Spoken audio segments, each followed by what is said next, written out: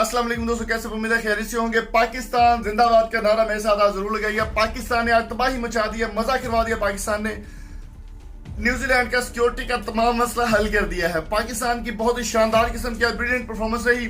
सबसे पहले बयान की अगर बात करते हैं, सबसे पहला बयान जो जारी किया गया वो किया गया शाहिद अफरीदी की जानिब से।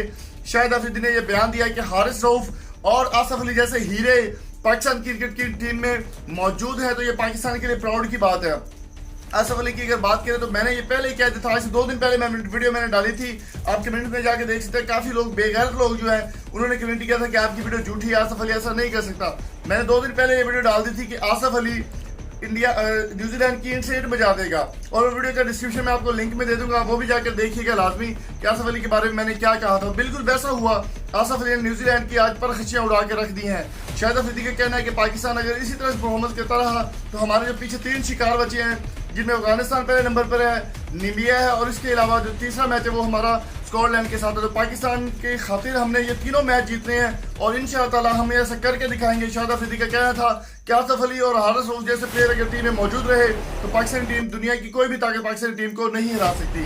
तो अगर आप आसिफ अली या हारिस रऊफ के फैन हैं तो वीडियो को लाइक करें, कमेंट बॉक्स में कीमती राय से आगाह कीजिए।